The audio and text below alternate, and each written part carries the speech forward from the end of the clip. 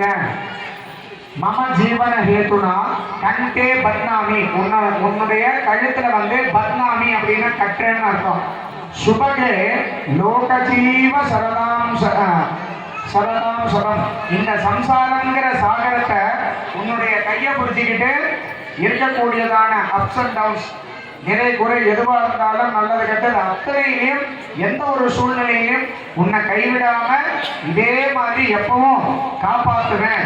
உங்க அம்மா அப்பா வீட்டில் இருக்கும்போது எவ்வளவு சுகத்தோட சந்தோஷத்தோட இருந்தையோ அதே போல இந்த வீட்லயும் உன்னைய சந்தோஷமா வச்சு காப்பாத்துவேன் அப்படின்னு சொல்லி ஊரறிய உலகறிய அக்னி சாட்சியா, அருந்ததி சாட்சியா, 33 கோடி தேவர்கள் சாட்சியா, சுவாமிகள் சாட்சியா, முன்னோர்கள் சாட்சியா நம்ம கல்யாணம் பண்ணிக்கிறோம்.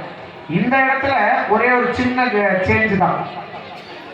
மாங்கல்யம் தந்துனானேனா லோக ஜீவன ஹேத்துனா, லோகத்துல இருக்கக்கூடியதான அத்துணை வகையான ஜீவராசிகளும் இந்த விவாக சுபமுகூர்த்த தினத்தை தரிசனம் பண்றவாளுக்கு சகல விதமான சௌபாகியங்களையும் கிடைக்கணும் அப்படிங்கிறதுக்காக லோக ஜீவன ஹேத்துனா கண்டே பத்னாமி சுபகே, உன்னுடைய கழுத்துல மாங்கல்ய சரணை நான் அணிவிக்கிறேன்.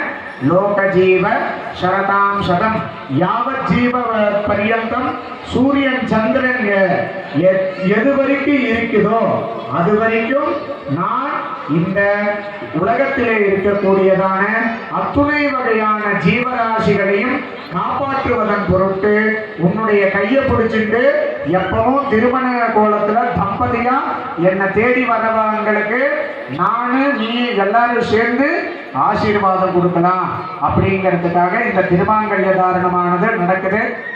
இன்னைக்கு யாரெல்லாம் இந்த விவாகத்தை தரிசனம் பண்ணீங்களோ, முக்கியமா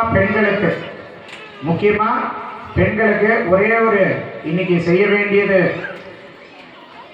மற்ற கல்யாணத்துல போனோம்னா பொண்ணு மாப்பிள்ளைய நம்ம ஆசீர்வாதம் பண்ணுவோம். ஆனா இங்க சுவாமி அம்பாளுக்கு நடக்கிறனால மந்திராட்சத தருவா நம்ம தலையில போட்டுக்கணும். எல்லாத்தையும் போட்டுக்கிட்ட கூடாது, வீட்டுக்கு கொஞ்சம் எடுத்துட்டு போனோம். எல்லாரும் மறக்காம வாழ்க்கையில ரொம்ப நாள் கழிச்சு ஒரே ஒரு நல்ல காரியம் பண்ண போறீங்க. அவங்க வீட்டுக்காரங்க காலில் விழுந்து இன்னைக்கு ஒரு நாளாவது ப்ளீஸ், பாவம் இன்னைக்கு ஒரு நாளாவது அவங்கள உங்க காலில் விழுந்து சொல்ல, அதான் டெய்லி செய்யறாங்க. இன்னைக்கு ஒரு நாளாவது அவங்க கையில மஞ்சரிசியை கொடுத்து நீங்க இன்னைக்கு ஒரு நாளாவது அவங்க காலில் விழுந்து ஆசீர்வாதம் வாங்கிட்டு தீர்க்க சுமங்கலியா இருக்கணும்னு அவங்க வாயால சொல்லி ஆசீர்வாதம் வாங்கிக்கங்க. பெரியவங்களா இருக்கிறவங்க சின்னவங்களை ஆசீர்வாதம் பண்ணுங்க, சின்னவங்க பெரியவங்களை ஆசீர்வாதம் பண்ணாதீங்க. ஓகேவா? பார்த்துமா இன்னைக்கு ஒரு நாளாவது மறக்காம செஞ்சிருக்கீங்களா?